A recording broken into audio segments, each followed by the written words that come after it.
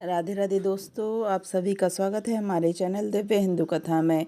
चलिए आज सुनते हैं भैरव अष्टमी व्रत कथा।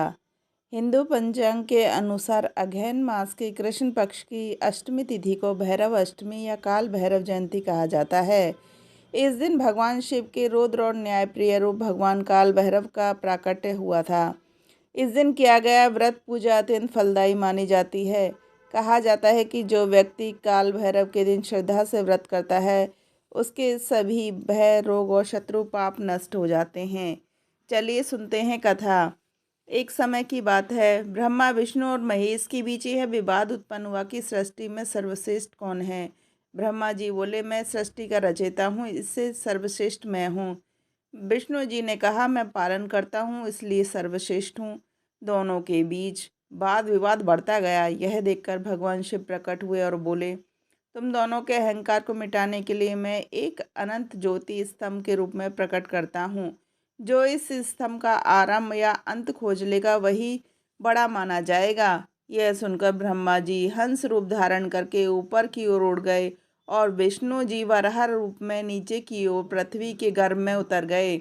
हजारों वर्षों तक दोनों खोजते रहे लेकिन ना तो सिरा मिला ना ही अंत। विष्णु जी लौटकर बोले, मैं अंत नहीं खोज पाया, यह अनंत है। परंतु ब्रह्मा जी झूठ बोल गए। उन्होंने कहा, मैंने उस ज्योति का शीर्ष देख लिया है। साक्षी के रूप में उन्होंने केतकी के फूल को प्रस्तुत किया और कहा, यह उस ज्योति से लेकर आया हूँ। भगवान शिव को जब यह ज्ञात हुआ कि ब्रह्मा जी ने झूठ बोला है तो वह अत्यंत क्रोधित हो गए। तुरंत उनके भाल से एक दिव्य और भयंकर शक्ति प्रकट हुई। वह थे भगवान भैरव, जिनका शरीर काला था, नेत्र अग्नि के समान लाल और हाथ में त्रिशूल और खप्पर था। शिव जी ने आदेश दिया, हे भैरव, ब्रह्मा के अहंकार को समाप्त करो। भैरव ने तुरंत जाकर ब्रह्मा जी का 5वां सिर काट दिया। सिर कटते ही ब्रह्मा का अभिमान मिट गया और देवताओं ने भय से भगवान शिव की स्तुति की। ब्रह्मा जी के सिर काटने के कारण भैरव जी पर ब्राह्मण हत्या का पाप लग गया। उनके हाथ में ब्रह्मा जी का सिर अलग नहीं हुआ और वे उसे लेकर पृथ्वी पर भिक्षा मांगते हुए घूमने लगे। इस कारण उन्हें भिक्षाटन मूर्ति भी कहा जाता है।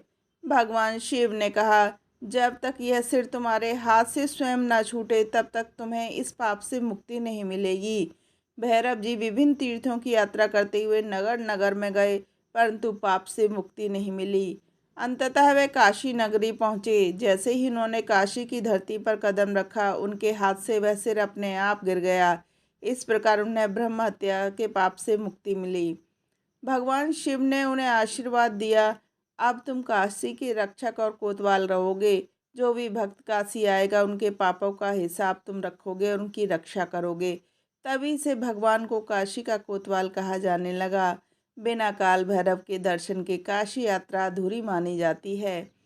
भैरव अष्टमी के दिन भगवान भैरव की आराधना करने से व्यक्ति को अकाल मृत्यु से रक्षा, शत्रुओं पर विजय और भय रोगों से मुक्ति और दरिद्रता से छुटकारा मिलता है।